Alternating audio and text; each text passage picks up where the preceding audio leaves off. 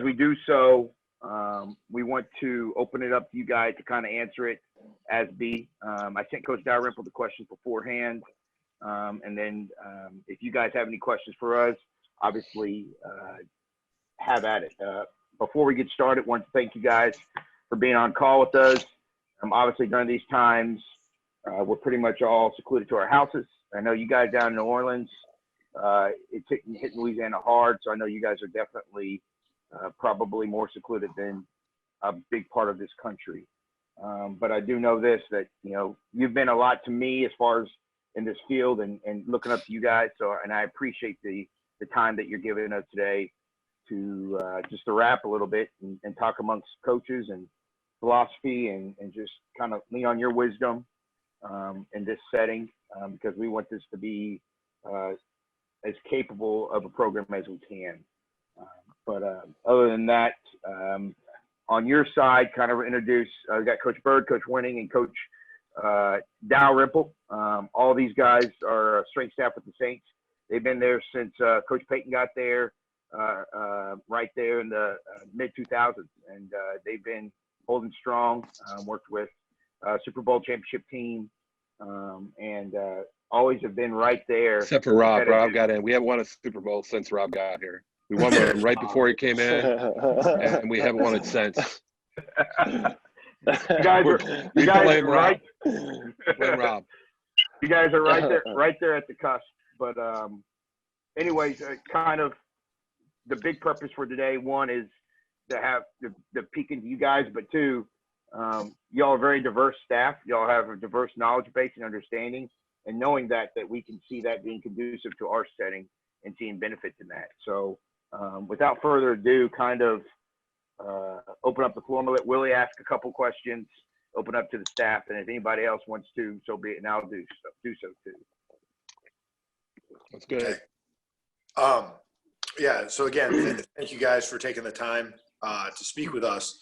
The big question that we've been kind of kicking around is a little bit of context. Is all of the training we do, where we're at, is run probably as closely to what would be a collegiate setting or a professional sports team, where we bring guys in groups, we train like on the hour, stuff like that. The biggest difference and kind of why it's super important for us to get your guys' feedback and input is everything that we do with these soldiers is 100% optional. So for us, buy-in and creating that culture of buy-in has become a huge kind of sticking point for us in what we're looking at the direction of the program. So when it first started out, typical Army fashion, it was mandated. Everybody had to come, whether they liked it or not. They would come in a couple groups of about 120 guys. So we would either do 120 guys at 6 in the morning, or we do 120 guys at 4 in the afternoon. So we were either the reason they were getting up or the reason they weren't going home at night, which kind of left a really negative connotation with these guys. So the big thing is I always kick out to guys that are in your guys' position is, how are you guys utilizing kind of your knowledge, the philosophy that you guys have instilled for when guys get drafted and they come in new to the program, or the guys that have been traded or come over via free agency that haven't been exposed to your program but have had exposure to other programs at that level?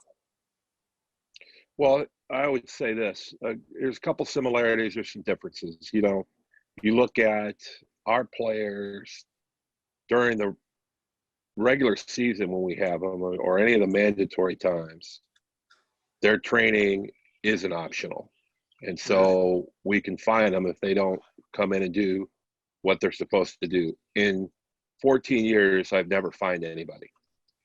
Part of it is we have a little control with guys coming in, and one of the things that Coach Payton and our personnel people go through a lot is they want to have guys who are hard workers and who are good pros and understand what they're trying to get accomplished and how important training is. And so we're gonna look at that. That's an advantage for us. Now, you look at our off-season program, and that is, for the most part, 100% optional. But there's also some tie-in there, too, because a lot of guys have bonus structures set up. And so, or they're guys that are younger guys, not making a lot of money. And so they can come in and, one, get a paycheck because they're paid per day for being there, and two, not have to pay to train.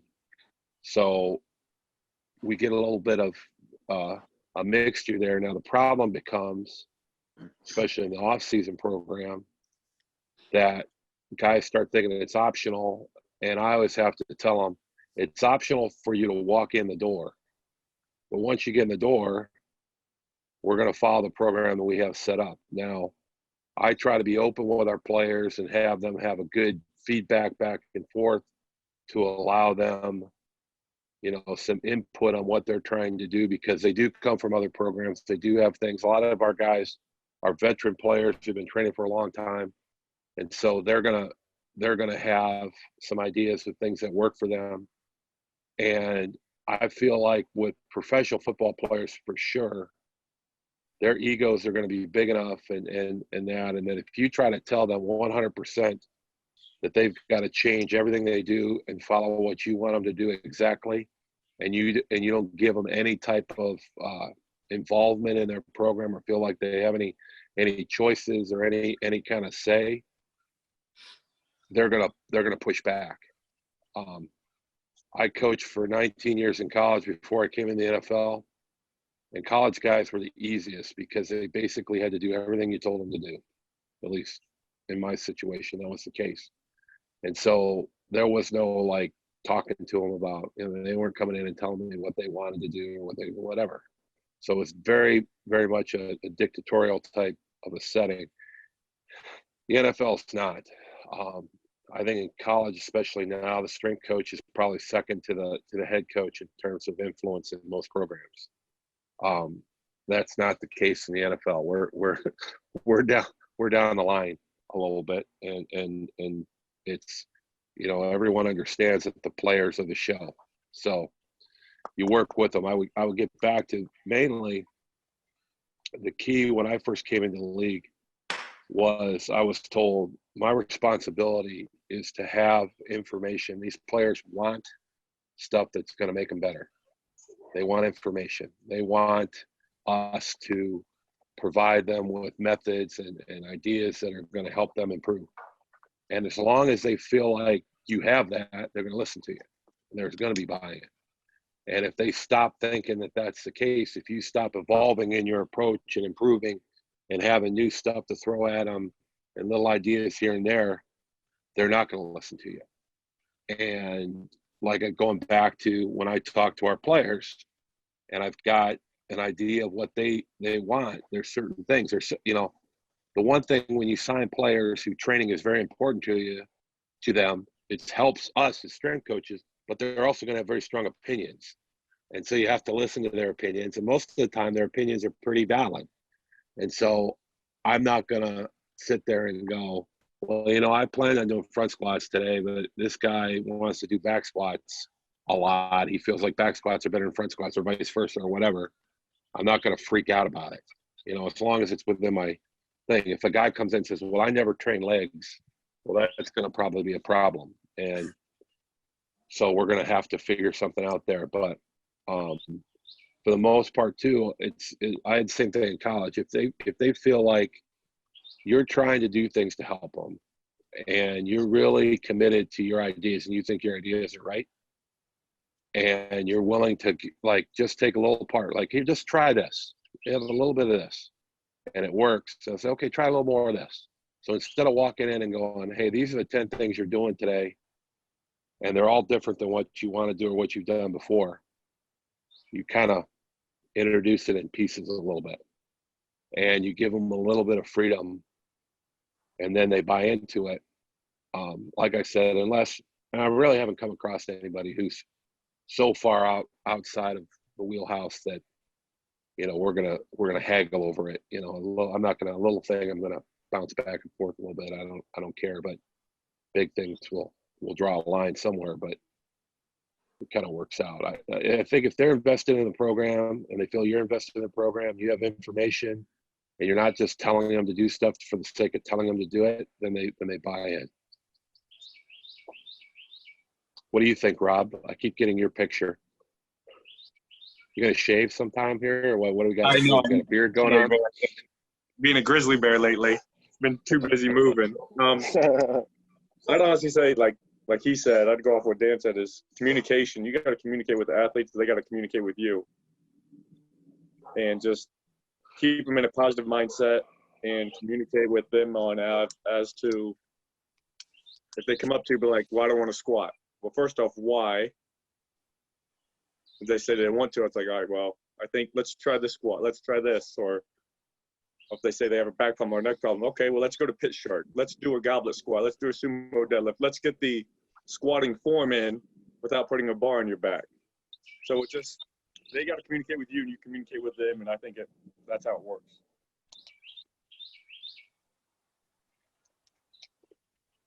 Charles, you have any ideas over there? No, I think you got. No. No, sorry. No, For sure. my biggest, my I have my nothing to biggest give thing, my biggest thing is just show players how much that you really care about them, and help them, with their success on the field. And as long as you have their back,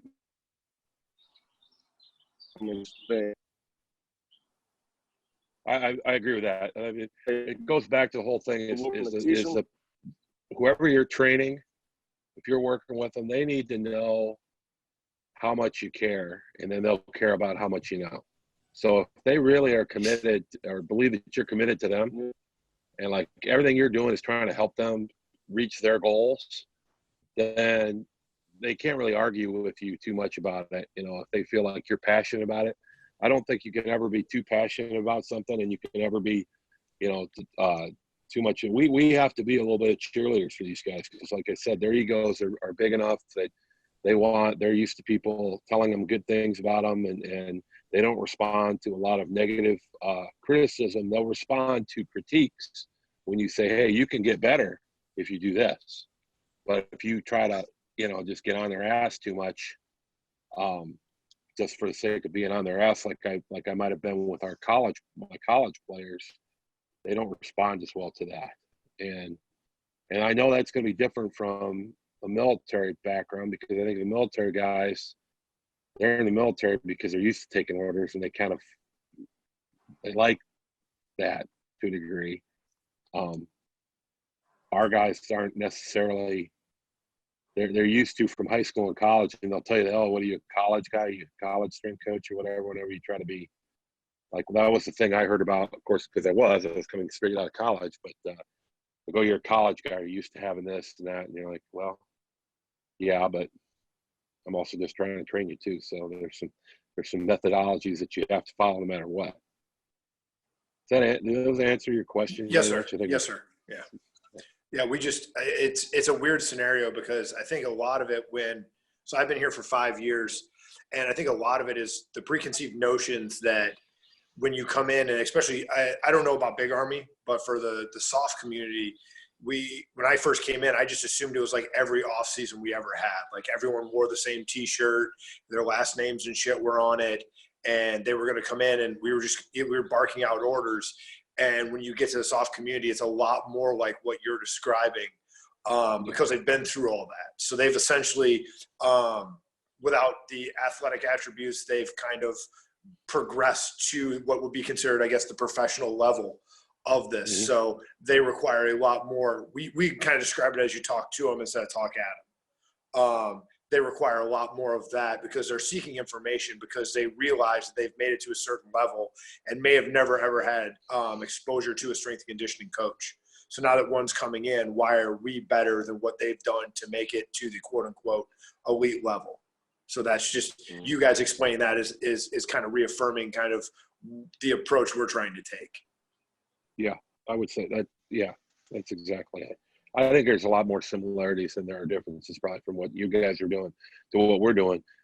If compared to, like you said, the collegiate model or a high school model, where you're bringing guys in, and it's kind of, you're over here, you're doing this, here you go, I'm blowing a whistle, let's start, boom, and our guys don't respond very well to that at all.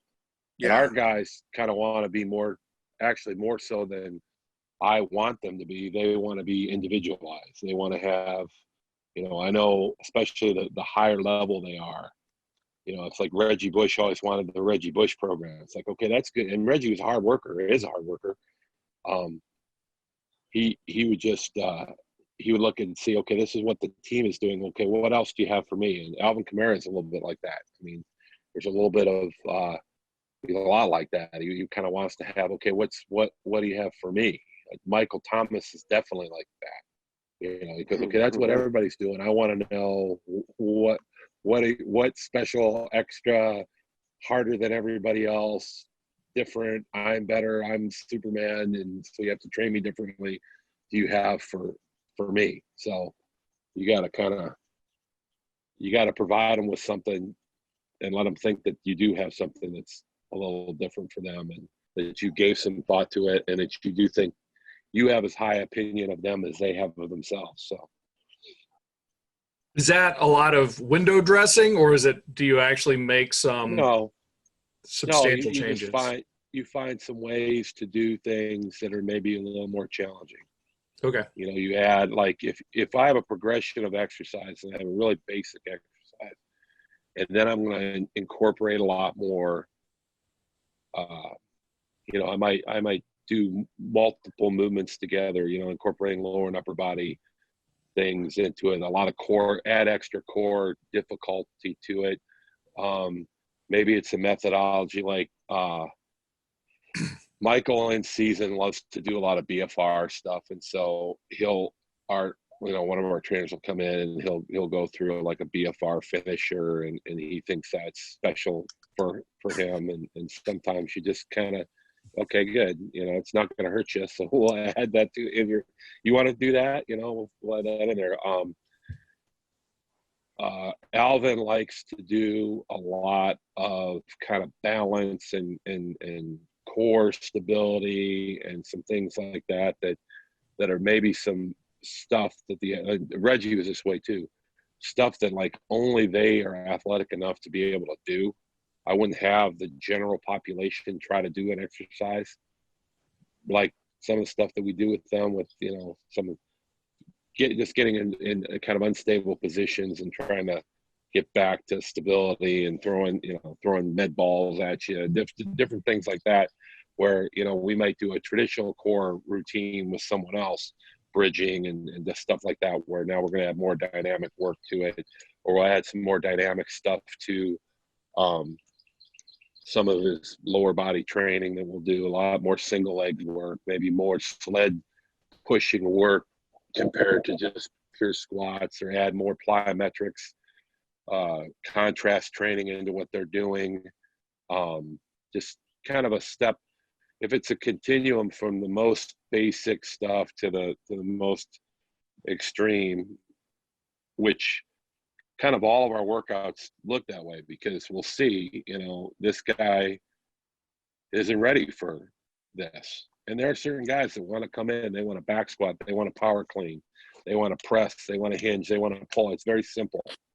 And then there's other stuff that they want to do things that, it's why I watch the internet quite a bit, because it's the same reason why I used to read bodybuilding magazines when I was coaching kids in college, because I'm going to see what they're going to see, and it looks cool, and I better know about it already. I'm like, oh yeah, okay. And I better know how to be able to transition that from just the bullshit that some guys trying to do to get the clickbait that they're trying to get on Instagram, see how many likes they can get or whatever it will be, compared to like, okay, how can we use that? Because they're going to think it's really cool, and how can we actually turn it into a training exercise that's actually going to be productive, and not just a stupid human trick that someone's doing, trying to, like I say, oh, I'm so smart, I've created. I see our play, and I keep track of that too. I follow our players, because you'll see some of the stuff they're doing in training, and some of it's like, oh, that's a pretty good idea, I think we'll incorporate that, or no, that's terrible, so I'm gonna have to overcome that when he gets here, or they're gonna be hurt from doing something stupid that they were doing. So anyways, Thank you. Coach Dalrymple, quick question for you and your staff. So you guys have been together for 13 years. How do you continue to motivate your staff And how do you continue to motivate yourself? And in that kind of two parts, how do you also continue to educate yourself and your staff in that motivating factor? I think motivation is easy. I think you're in the NFL. If you have the right people, you don't have to worry about motivating the right person. I think I've got my staff. I think are pretty motivated. I think they're driven in a desire to help our players. I think if you would look at my two assistants, you would see two guys who are very much motivated to help the guys, and they're excited about that, and they're looking for ways to do that.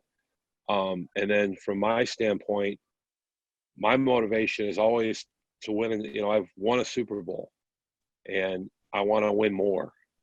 And I know that one thing I know, there's a lot of different things we can talk about in strength and conditioning and different ideas, and you may feel one way or another way, and there's different ways to do things. I know the one thing that is always true, 100% of validity: winning always beats losing. You would always rather win than lose.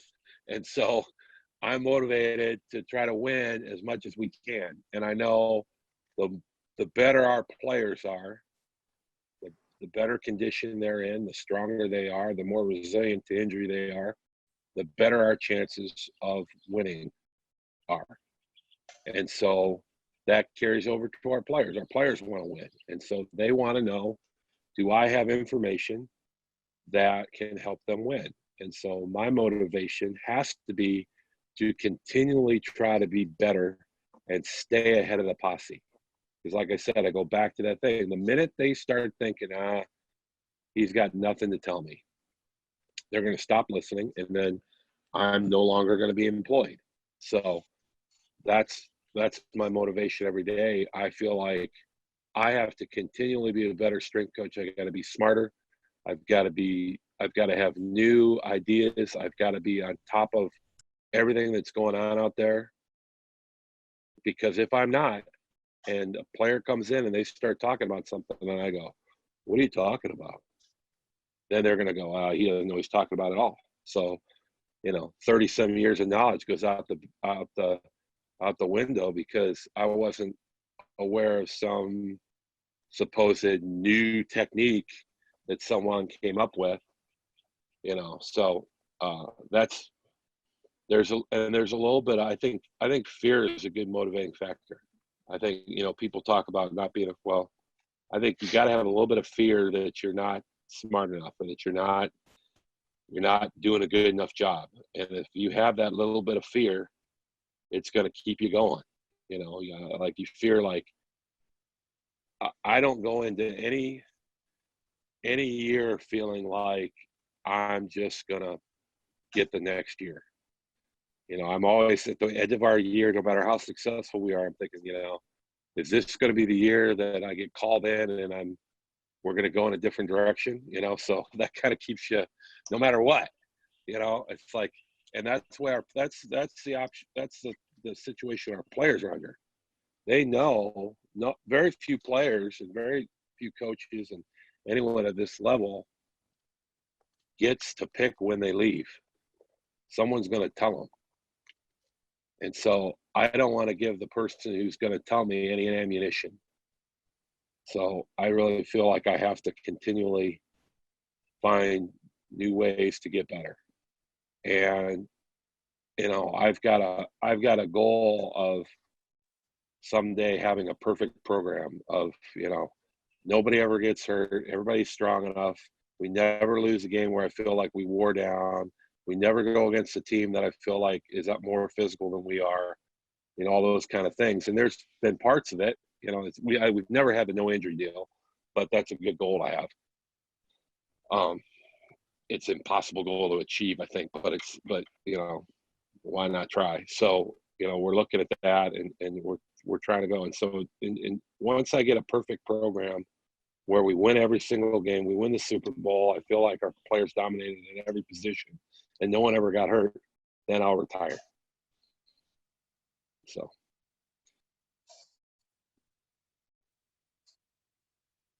That was a long-winded version of the answer.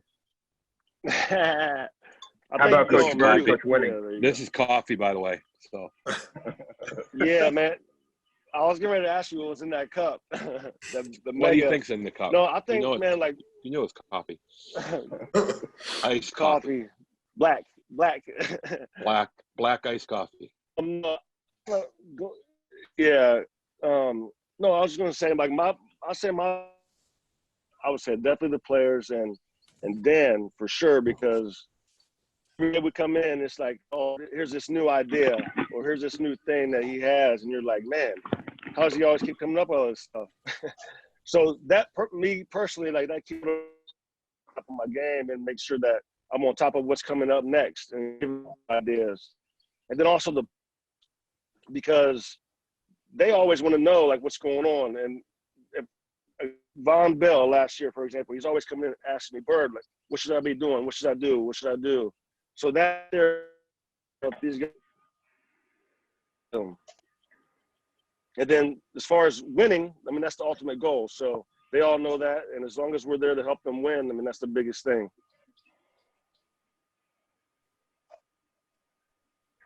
Go ahead, Rob. I'd have to go with the same thing. Like motivation is automatically you want to win.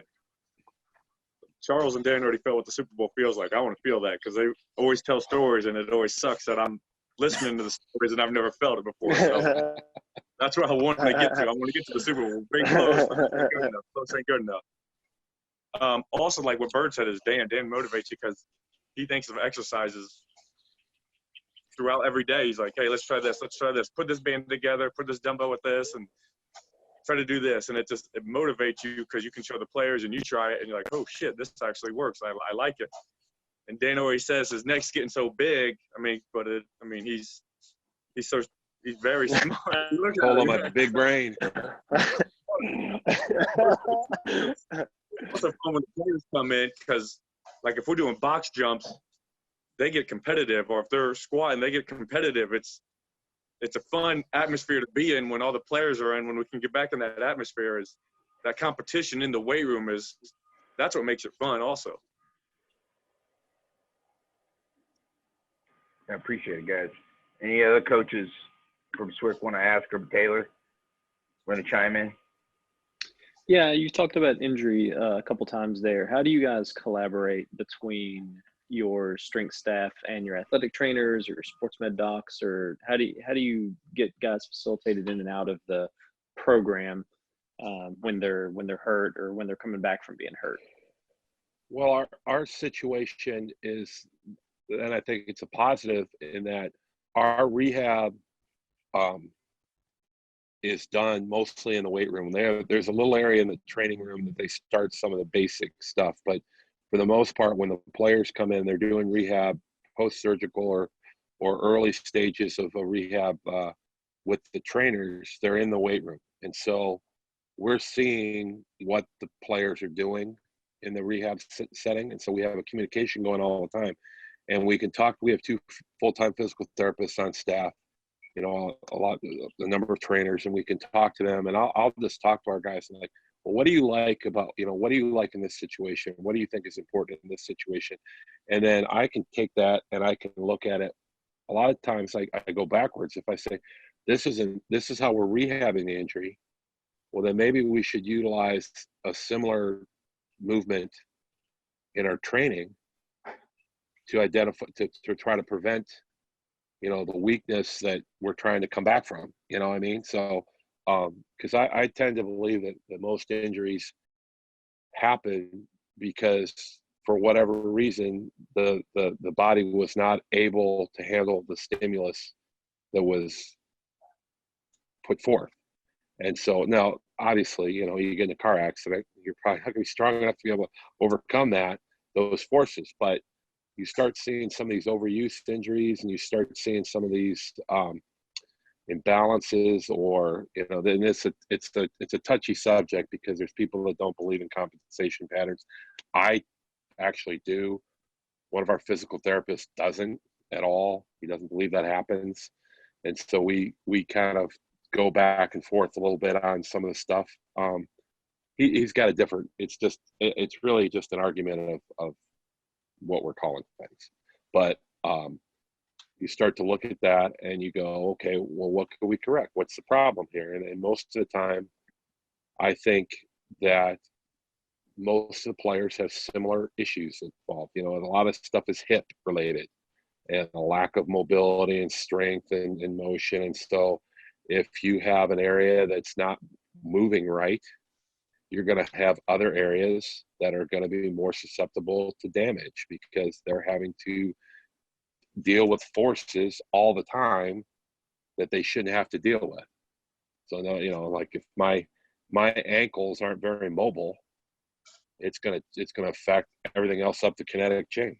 And so I have to work on, and that's kind of my new thing, or not my new thing, but that's kind of my focus right now. I usually train from the center out, and I think about writing programs from proximal to distal. But I'm starting to think about how a weakness distally can affect the rest of the kinetic chain going back in. For instance, upper body training. If I have a weak grip, weak hands, that's going to affect everything else. And I know, like, from my days competitively in powerlifting, if I had a good, strong grip and I could squeeze the bar in a bench press, I felt like I could lock that bar out. And so the stronger my hands were, even though they're really not part of that press, I felt if I was strong, I could lock it out. And so I'm starting to look at the feet, and I'm thinking about the feet, and I'm thinking about different. I had an opportunity. I was talking with Cal Dietz a little bit about some of the stuff he does with his training, and I think we need to work and strengthen our feet more, and our players need to strengthen their feet, because if their feet aren't strong and their ankles, it goes all the way up. And so, you know, that's when now I got to think about how I want to do that, you know, because we're limited, and I'm kind of pissed off because it looks like we're not going to have much of an off season. I had some pretty good ideas that I wanted to put in, but it's really coaching intensive. And so I don't know how I'm going to be able to do that remotely. You know, it'd be one thing if I put it in and I could coach it, but if I'm dealing with, 90 some players who've never done some of the things I want to do, I don't necessarily I don't want to ever introduce anything I can't teach or coach. And so there's going to be some things I'm not going to be able to do this year yet until they get back. Now, we may get it back at some point, but I feel like most of our guys' feet are weak. And it makes sense because they're wearing over-engineered shoes all the time. And they're, now, the whole barefoot movement, I think, when it came and went, because people realized that you can't just go from, decades of doing everything in over-engineered shoes and then go out and try to run around and, do all that stuff right away. And it was like, it's kind of like I go back to when plyometrics were, like people took the plyometric programs from Russia and they applied it directly to the same age group, and Americans didn't understand training age. They didn't understand that these athletes had gotten, these Russian athletes have been training since they were 2 or 3 years old, doing various forms of jumping. And so we said, we're going to take a high school athlete or a college athlete, we're going to put in a program that a college athlete, same level, would do in the Russian system, the Soviet system. And then everybody got hurt, and then everybody said, oh, plyometrics are bad for you, you're going to get hurt. Well, yeah, anything done inappropriately or for preparation, you're not prepared for it, yeah. And then you add in the fact that now you're not only adding way too much high level training, but you're dealing with a large athlete. The guy's full grown now. He never built up from child. So we've got to go back, and so it's trying to strengthen the feet is going to be a difficult thing, but I think we can work in that kind of stuff. And so those are just the ideas that go through my head when I'm sitting around thinking, and so I'm going to start, like, we're working more on how we can improve our grip strength for upper body training, and how is that going to affect elbows and shoulders and the other different injuries we see. And same thing distally in the foot, trying to improve that, the ankle, trying to improve that, strengthening the various links in the chain. So That's my injury. And we do a lot of things with trying to train movements and muscles that you don't see in your traditional, like your training. Like I have a player who's practicing all the time, and they're working certain motions over and over and over again, right? Extensions, big in football. So when I'm training players in the off season, I've got to overemphasize flexion in a degree. I've got to overemphasize, like if we're doing all the striking, I've got to really overemphasize pulling. And if we're doing a lot of stuff that is working major movers, I've got to work on more stuff to try to affect some of the stabilizers, because I believe the body becomes its function. You become very, very good at what you're asked to repeatedly do. And when we have to look at the practice and the games as well as what we're doing in our training program, because they're all repetitions and it's all volume. And so that's one of the reasons why my idea of specificity in the weight room is not trying to recreate movements that we would do on the field. It's actually trying to balance things back out from stuff we're doing on the field, and also strengthen the muscles or the movements that are needed. I mean, it's not like we're not working on striking for an offensive lineman, because they need it, but they probably spend a lot more time striking and pushing than they do pulling. So we need to try to balance that back out. So all that stuff gets to, and our core stability is important. The ability to be able to anchor. That's anchoring. This concept of anchoring is something I'm fascinated with, and how we tie our upper and lower body together, and how that core, that ties us together, because that's going to be an issue we're going to run into from a performance standpoint. Someone can't anchor. And if you can't hold yourself in an efficient body position when you're performing your skills, you're going to be more susceptible to be in a position that you're going to be injured in, because you're not going to be strong.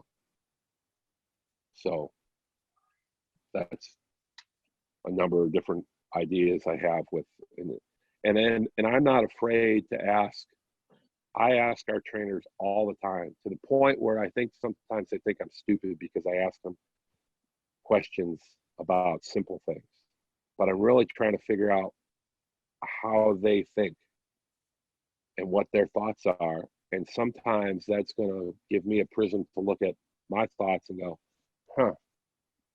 that guy's pretty smart, and this is the way he looks at this injury or this training or this exercise we're doing. Maybe I should reevaluate how we're coaching this exercise or what we're trying to get out of it. And I get ideas. So there's some exercises that we've kind of removed from the program that we thought, we were thinking we were getting this out of it, but we're not really getting that out of it. And the more I look at it, we need to have a different motion that we're using, or, a different methodology, or a different way of training it, or a different speed that we're training it at, or rep range that we're training different things at. And so we try to evaluate things constantly. And as many smart people as I can have around looking at what we're doing and having ideas on it, I think the better it's going to be, the better evaluated. Now, I don't have to take all their opinions, because I can say I don't believe that still, but I want that input on things. I'll ask my staff. I'll ask them, well, what do you think? Do this. What do you think? Because I can feel stuff. I can try to do stuff myself, and there are certain exercises I never feel. But there's an exercise that someone else may think is fantastic, and it just affects them. Everybody's a little different. My menu of exercises that I would do for certain movements that I'm trying to train are going to be a lot different than someone else's. So I try to obtain a lot of information.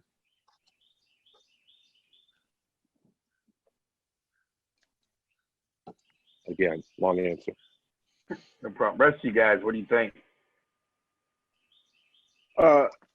I'm just going to like the I guess more from like the transition, right? So So as these guys are leaving the training room, they're doing their rehab, and then the transition from them when they leave the training room and they come into the weight room.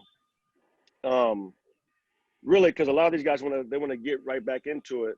So I think the biggest thing is us our communication with the trainers, knowing that they're ready, they're 100% ready to do what we're in our program. We want them to do.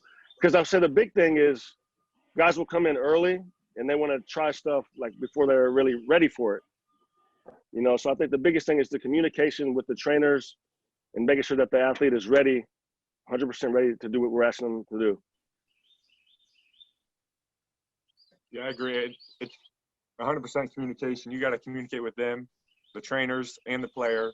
And like Dan said, they're doing a lot of their stuff in the weight room or on the turf right outside our offices. We can look out outside our office and see them doing the running program and all that stuff. So we can see where they're kind of at. And then when they usually get done with that, they might come into us and say, hey, I think I'm ready for this. I think I'm ready for this. I want to try to kind of go do the hill or go do some stuff. We always just got to talk to them. Hey, let's take it step by step. We got time, especially like right now. They got time during this phase. Hey, let's get you ready for mini camp if we have that, or get your mindset to where you can play at. We don't need you 100% now. We need you 100% for training camp or mini camp, or whenever they're ready, they're ready. The biggest challenge we have too when we're bringing guys back out of a rehab program and in talking with our trainers and our physical therapists is going from that purely individualized program with one-on-one or two-on-one or one-on-two type coach to or therapist to athlete situation to going into the general population where now we've got 3 strength coaches, but we might have 50 players in the weight room at one time. And guys start wanting to have, well, I want, you know, it goes back to what we started out today talking about. Well, I want to do things this way. And they're used to having all these little tweaks and being coached on every little thing. And like, well, we can't utilize certain exercises because it's too coaching intensive. And we've got to pick the number of coaching intensive exercises that we're going to include in the program. Because if, for instance, like we're doing power cleans, we can't have 3 other exercises that are just as coaching intensive because we're going to have to really coach that technique on a power clean and watch that from a safety and performance standpoint. So if I've got some other exercise programmed in there, some of that stuff's got to be pretty basic and we can teach them and we can kind of coach them on the fly a little bit more. So that's one of the things that we go around and around a little bit with the trainers, because when they would write a program, every single exercise can have a lot of different variables to it. And it's going to be like every foot placement and stuff like that. It's going to be, you're training somebody individually. It's a lot different than training a group of people. And so, and then we got to get the player back into that mentality of, all right, man, it's not all about you anymore. It's about us. So we're all doing this. So that's the challenge that we get. And it's tough to deal with a little bit. So next question I wanted to ask you guys, all 3 of you coaches, really important. If your job was going to change from the Saints and you're going to step into our shoes tomorrow, knowing that what you do know about from the tactical setting, and especially in the soft setting, working with Green Berets and our end, what would you bring over that if you've ever thought about this, what would you bring over that you would like to implement with the soldier to make them a better soldier? Any big tidbits from your 30 plus years or 20 plus years of knowledge with all you guys could you shine upon us? And are we talking in terms of exercises we use or how to deal with player? Not necessarily how to deal. More philosophy from a training standpoint. Say you really saw success with working with linemen. You said grip strength is one. Obviously, we know as a soldier they've got to carry a lot of things. So that's a prime example. That's something I really noticed as a strength coach coming from the collegiate setting to this tactical setting is that grip strength is king, and we have to dominate with that. So in that understanding, I guess gave you an example. See if you can kind of expound upon that. Well, I'd say I'd say the things that parallel our work capacity, and probably in your setting, the work capacity portion of it is even way greater than what our guys, because our guys are short bursts, repetitively, but they're not having to do things for the long term and under tension, and the whole marching around with field packs and doing some of the things that your guys have to be trained to do. Their capacity to perform that work's got to be really high. The first thing I would do, it's no different than any time when I deal with a different sport, or I go back to college level. I have to evaluate what that athlete, that person is doing in their job. What do they need? What attributes do they need to be successful? And what are they repeatedly doing over the course of their daily activities, their work that they're doing in their job? And so is there some stuff we have to balance back out? Like I said, with linemen are pushing all the time, so we had to do a lot of pulling. So I would look at that. I would look at that athlete. I'd look at that guy that or man or woman that I'm training, and I would say they're going to be doing this over and over and over again. So we got to balance it back out. But also we need to be good at this. So we're going to have these motions, and we're going to be good at it. If we say maybe it's upper body, maybe it's lower body. Maybe some of the explosive stuff's important. I haven't studied what your people are doing, on a daily basis.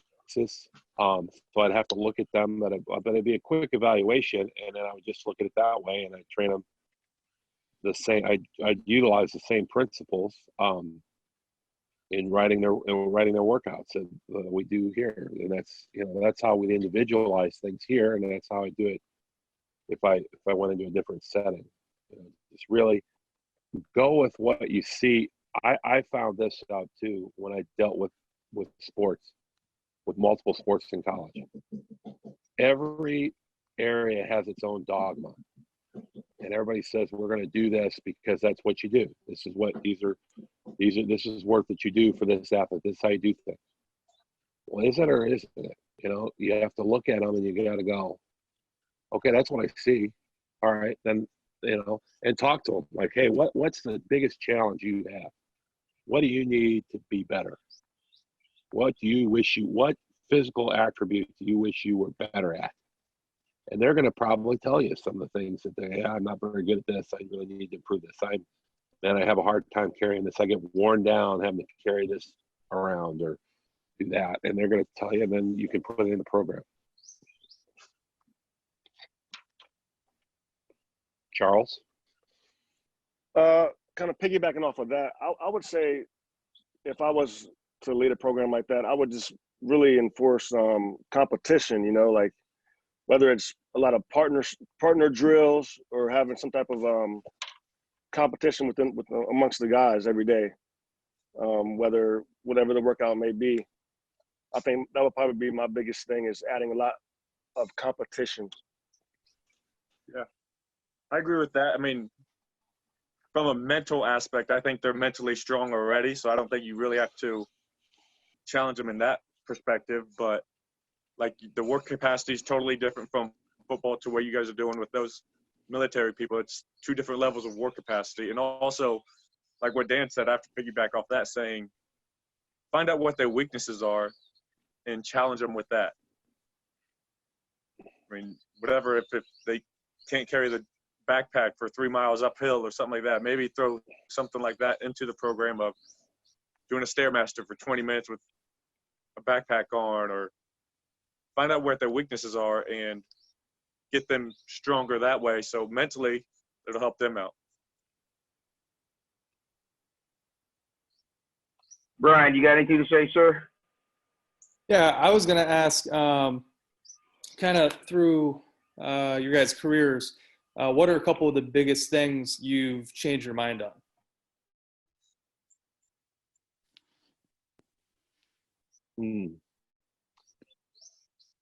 I would say, I don't know in terms of completely changing my mind on things, but I do see different things that I focus on more probably with professional players than I focused on with college players. Good example, when I was younger, actually I have changed my mind. When I was a younger strength coach, I was caught up in the whole idea of chasing numbers with my players. Like, I want a big squat, I want a big bench, a big clean, I want the fastest 40 time I can get. And those evaluations were important. But I think now that there's certain levels of strength that you need to attain. You need to figure out, for me, I want to figure out what the lowest level of strength I need to attain in a certain exercise is, get to it, and then move to a different exercise. You know what I mean? Like if, for instance, double body weight squat is what we need to do for a certain athlete to be successful and be strong enough, then we need to get them to that.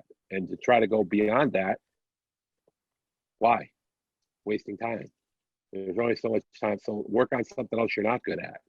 And I know, like, as a player myself, and my motivation when I first became a strength coach, and this was one of the questions that was asked in the sheet that I got beforehand. I became a strength coach because of failing as a professional athlete. So I go to camp in Seattle in 1987, I get cut, and I wasn't good enough. And I looked at, training was always important to me. I didn't have a strength coach in college. I had to learn on my own. We had a position coach that would open the weight room basically and give us stuff to do. And that wasn't in 87, you didn't have the training available through your agents and stuff like that happened now. So I trained myself. And I did a bunch of stuff that was just not conducive to me making the team. One, I was a really good squatter, a really good bench presser. And so I concentrated on that. And I just tried to get better and better and better at that stuff. And in terms of running program, I didn't do repeat sprints and things like that. I just went out and ran distance, because in the 80s growing up, the Rocky mentality of I'm going to go out and I'm going to do road work and I'm going to do all this stuff. That was how I trained. And so when I failed and I became a coach, I wanted to find reasons why I had failed and make sure that my athletes didn't have the same experience. And so we came into that. Well, I had a lot of different things that I had to kind of change. And I did stuff in football because that's what we'd always done, And so I had to change that. And then I went into hockey, and I was told a lot of things the way you're supposed to train hockey players. And so then I'm looking at it, and I'm like, I'm watching the sport, and I don't know a lot about it. And I'm thinking, well, I don't agree with some of this stuff. When I first took over our hockey program, they would do VO2 max work on a bike a bunch, and they would test the grip dynamometer. So they wanted grip strength and they wanted VO2 max, big, huge VO2 max. And they didn't really care about repeat intervals. They didn't do Olympic lifts. They didn't do, and then I started doing some of the football related stuff that I had done with hockey players when we were successful. And then I started following Mike Boyle, and he was already doing a lot of that stuff, but it was contrary to what a lot of people in the hockey community were doing. But he was right. So in my mind, and so that's the thing. So, but then I'm coaching in college, and you get caught up in these numbers, and you put up the iron. We were the Redskins when I first started in Miami, Ohio, and so we were Iron Skins, then Iron M, Iron Chiefs, Iron M, and we had these clubs and T-shirts and all this stuff we made, and we just kept trying to chase these higher and higher numbers. And now in the NFL, I realized that those numbers, I was surprised when I first came into the NFL. I have a whole system that I use where exercises are based on percentages or coefficients of other testing exercise. I base everything on either body weight, a theoretical power clean, a squat or a bench press max, and a lot of that stuff is tied into what like percentage of body weight. So I have a whole system I put in.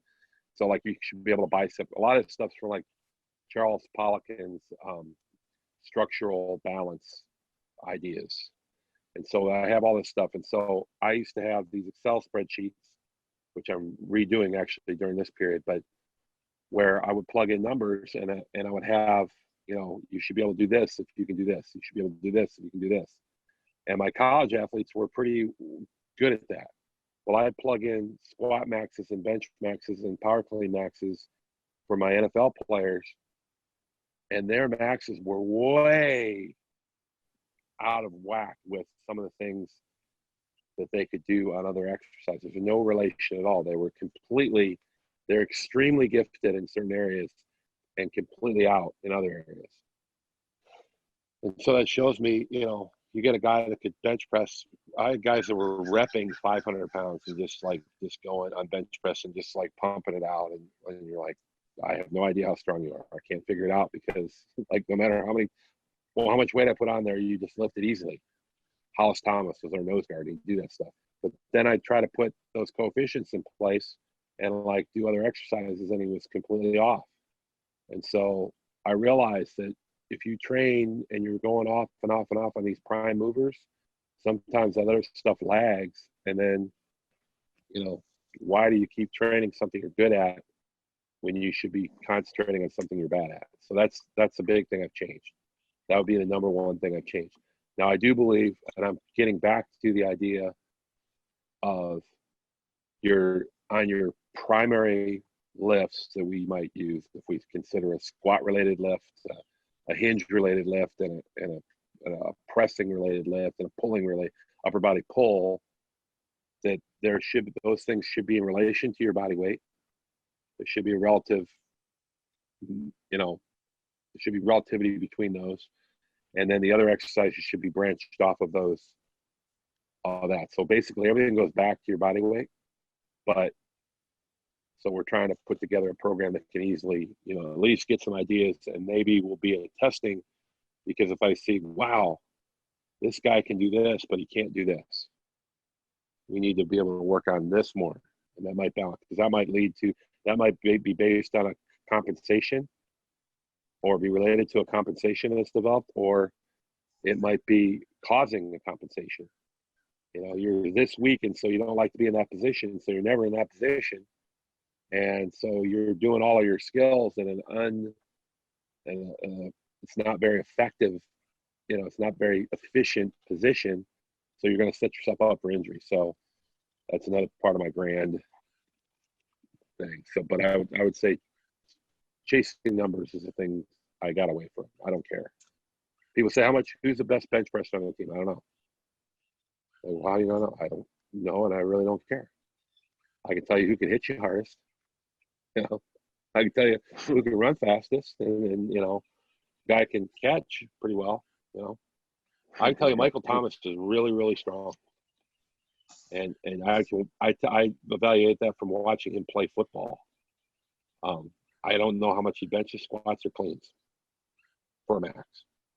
I know if I watch him do something and he's using the weight, I know if he's being challenged, and so I kind of know how much I want him to be challenged on something, how fast that bar should move, how, you know, what he should do. And so I'm like, okay, that's what we're doing. But we're actually going back to trying to look at more testing stuff, just to give us some ideas of, it's easy. Tests are nice because that data is there. And then if a guy gets hurt and you get back to that test, you can, but I feel like I can watch you move and like, okay, he looks good moving again. Must be ready. But that's hard to, that doesn't sell to players sometimes, and it doesn't sell to the training staff all the time. And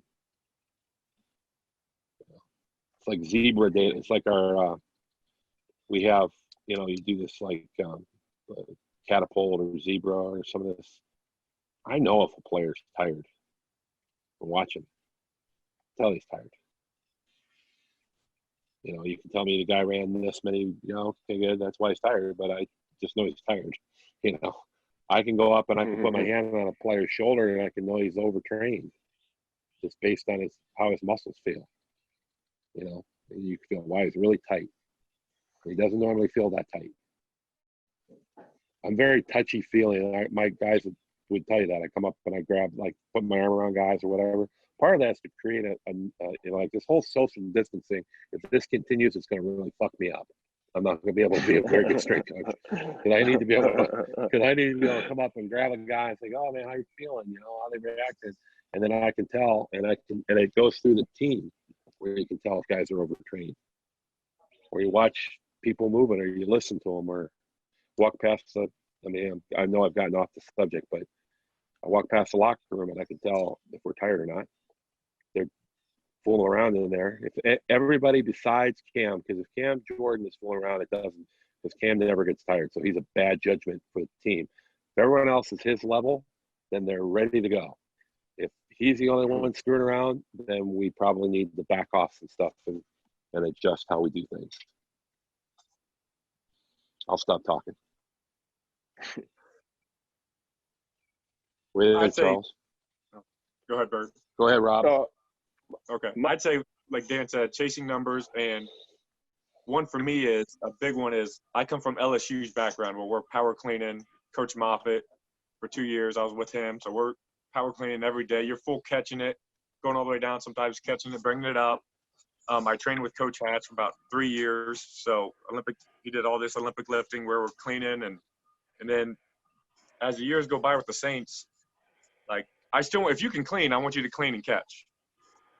Like, that's number one. If you can clean and catch, I want you to clean and catch. But a lot of guys have wrist problems, or a lot of guys have shoulder where they can't do the whole high pull. I'm okay with the high pulls or just the clean pulls and just dropping it now. Because the main thing to me is triple extension. Like, I still want to see the triple extension. I still want to see the explosion right above the knee. I still want to see that. You can do that. But you can't fully catch a clean now. I'm okay with it if you have a wrist problem or a shoulder problem. Like, usually at LSU, Moffitt would say, "Suck it up, you're doing it." Like, he'd say all that stuff. But now with this NFL and this is a business and all that stuff, you got to take care of the guys, but also you got to push them. I would say I'm okay now with a clean pull or a high pull, but as long as you're getting the triple extension, you're being explosive with it. That's one main thing for me that I've learned over these last couple of years. Yeah. I would say my biggest thing, man, would probably be just like the sport-specific training. Because coming up when I was first involved with the strength, and my body changed dramatically. But all I really did was what I did on the football field. I never really focused on anything else. Whatever I saw in the mirror, that's pretty much what I worked on. But I tried to get bigger. But my biggest change is just like, you don't have to train the way that all the movements that you're going to be doing on the field and at practice every day. Kind of like what Dan said earlier about balancing out your body. Like, that's probably the biggest thing that I've learned that I would change if I was to write up a program, was to have more balance in the workout and not just specifically on what this player is doing on the field and at practice. So we're going to do more legs? I'm not a player no more. You guys aren't doing it. Like, you're not doing legs. I'm not a player. Drew, do you have anything to say, my man? Any questions?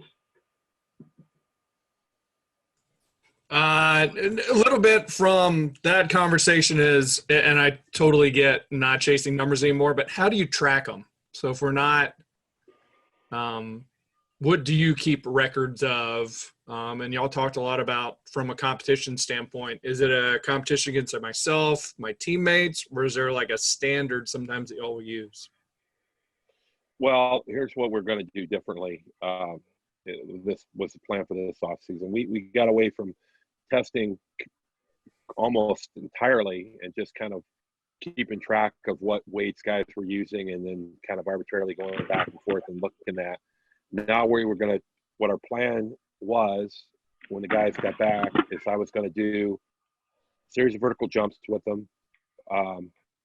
We were going to use some force plate testing.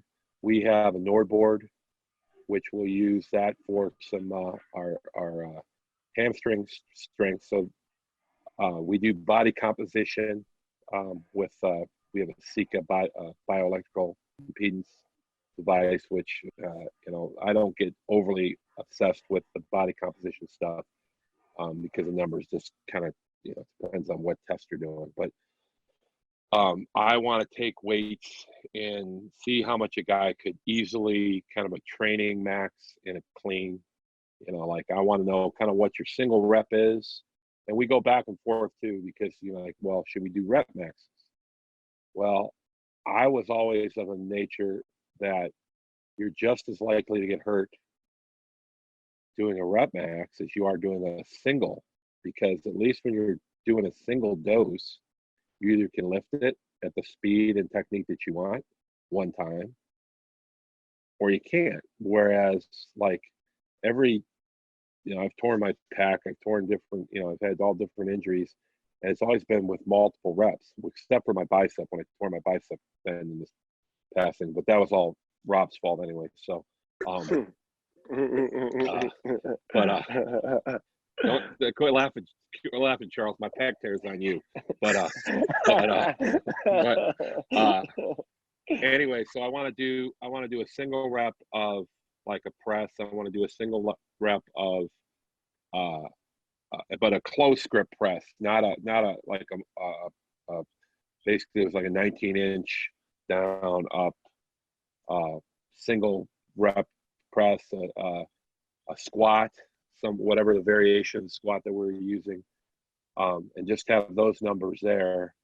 And then what the plan is to look at how the other exercises correlated with those, if there was a correlation, if the percentages were appropriate, and then base things off there. Look at how those singles that we did in the power, and say a power clean, squat, and bench press variation compared to body weight, and then also how the other exercises compared to that. And then we keep track of that. So that's going to be the system when we get it back in place. And then we'll periodically test that, and we may take weights on different exercises. I might, let's see. We usually keep track of, the heaviest set that a player does.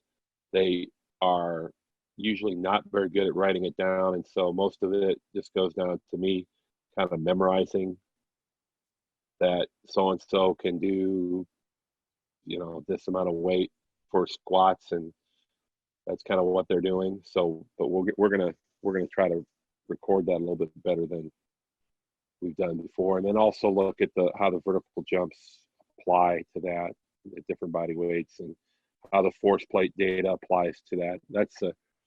We've got a force plate now. We haven't used it much, but I want to look at any kind of correlation I can see from what I'm seeing on the floor of the weight room to the data that we see from the force plate, and see if any of that stuff, doing a squat jump on, or just a squat on the force plate, and see if I can get usable data that can apply to weights that I want to use in the rack. But I don't know if I'll have that information or not. And I'll go with Drew on the competition stuff. It's all three levels: individual, position group, and as a team. We've done stuff individually, like we'll go up to them, but like, hey, you dumbbell benched 85s last week for 5. Let's try 90. So mentally, we try to make them compete with themselves. Also, when we do 200s or maybe a box jumps, like all the DBs might be all together. They're competing within the DB group, saying, "Oh, I got 42 inches today," or "I got my 200 in 22 seconds today," or they compete either if they're all together, or one group comes at 7:30, next group comes at 11. That 7:30 group will go into the locker room at 9 and talk to the guys at 11 and say, "Hey, we did this, I got this." And so you're competing within each other. And then as a team, we also compete. We've done stuff where like high intensity training to rows, to wall balls, to ropes, where you get in teams of 6 or 7.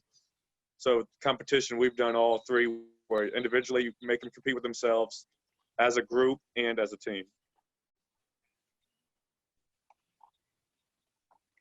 Yeah, and I think it's pretty good how we post numbers and we post stuff up where other guys can see that, and that gives them something to push for.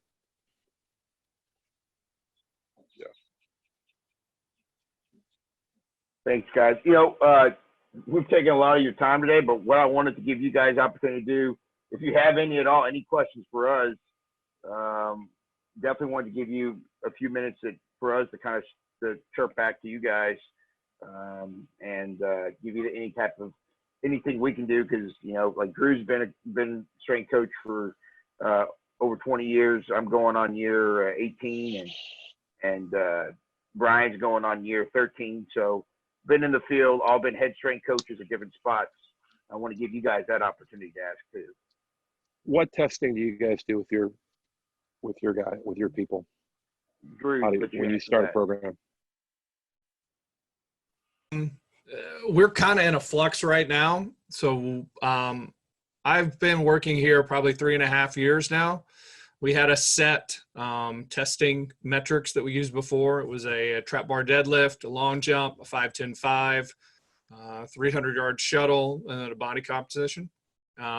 They've moved away from that. The Army has come up with a new combat fitness test that they are. So you have the Big Army, which is just and then you have special operations. So that metrics testing was just for special operations. Your general Big Army would just do your push-ups, sit-ups, and 2-mile run. And so they've tried to kind of meet in the middle a little bit more. So we're in the process of moving to that, but we don't do any of that testing. That comes from the military itself. So we're actually have been searching a little bit about, okay, well, this is for record. Is it worth we've got to figure out how easily we're going to get those numbers, number one. So if we get the numbers really easy, then again, we can utilize those numbers. We can train off of that. Then we can go ahead and track it. It may be a difficult issue sometimes to actually get some current numbers. So we've also talked about not doing it ourselves, but doing something similar, or maybe just coming up with our own set of tests, battery of tests that we can do. Our other thing is that it's just the time efficiency. So we'll have larger groups sometimes, whereas you still fight the military mentality where we'll have to test 100 guys in 2 hours. Yeah.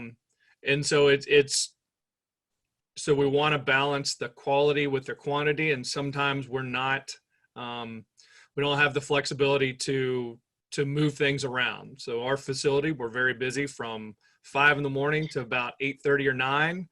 And then there's crickets probably until about 11:30, maybe noon. Just because they're not able to move their day around the way that we'd like to, the way that y'all are able to, or the college setting, to try to do that. So we've talked about maybe trying to invest in some kind of technology, force plates, jump mats, something else that they can come in there. Again, y'all hit on it before, how much coaching is involved with that. I can get someone, if I show them once or twice, here, step on the mat, whatever kind of jump testing we come with, or a force plate. That way that we can balance getting good information versus also the time factor. Got it. Brian, Justin, jump in. I mean, that's pretty much sums it up. I mean, in a perfect world, something you can do, get daily readiness. I think force plates right now going to probably be your best, most conducive for a large group of people that they don't like, our current population, they don't like to come in, which I assume the same with you guys. They don't like to come in and know that they're going to be tested. They're tested in every aspect of everything they do. So if we can do something that's as least invasive as possible, it's easier for them. So that's where the force plate comes into the play. If it's a Sparta or if it's Evolved or whatever you want to decide to use accordingly, and be able to get those parameters, utilize them. I think that's where we'd like to go. Also, maybe doing a digital camera-based technology like a perch, throw a dowel rod on their back and get the vertical jump. But with the great thing with the perch compared to a jump mat is you're getting the eccentric load every single day. You're getting the freaking overall watt output. So you're getting the actual how much force output they're getting every day. So you can see how to get an auto-regulatory understanding of that. And it's not invasive at all. And then the overall component is, if, like you said earlier, if you can find a correlation between that and their strength elements, and minimal strength elements in itself, use a dynamometer, I think is easy. You can be able to judge it. I know the grip is huge in our setting. If we do that and they don't have to stress or strain, that gives a good parameter. Anything else?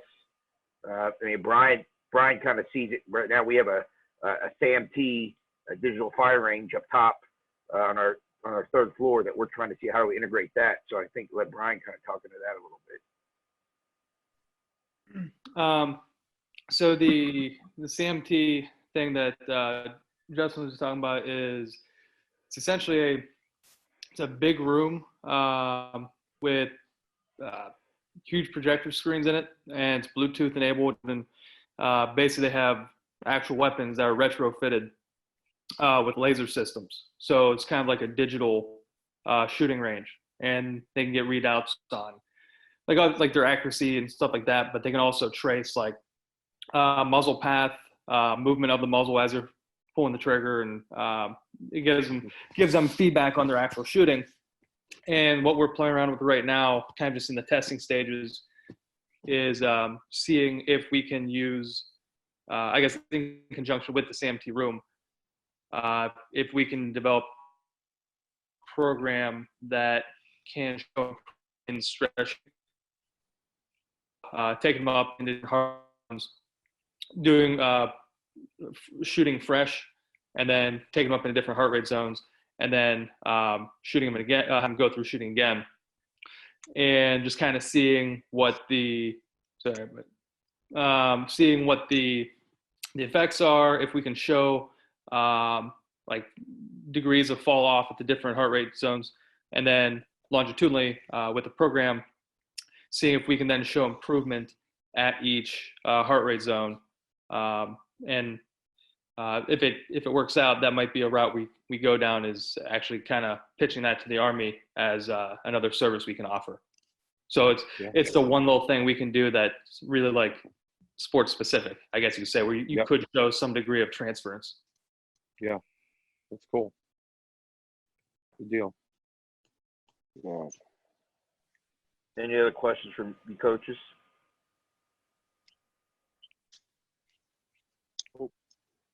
Okay. All I can say. I'm sure we'll come up with them as soon as we sign off.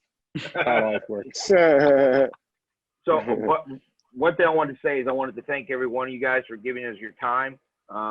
The relationship that I've been able to establish with you guys over the years, it's been fruitful to me, and I've been very appreciative of it, and I'm thankful for today. Obviously, during these dire times, we can still do this, and I love that, because we can still cultivate and build us as strength coaches. Other than that, what I'll do is I'll share this video with you sometime today, so you guys have access to it too, so you can review it and look through it and have access to that. But other than that, like, this is an ongoing relationship. I don't want it to stop here. So if you guys ever need anything from us, vice versa, I would like to do that. And wish you guys the best of luck. Sounds good. You too. I know things are hard, so thanks, guys. Appreciate it. Appreciate it. Thank you. Thank you, Good guys. to see y'all. All right. Thank you, guys. Good luck to everybody. Stay quarantined.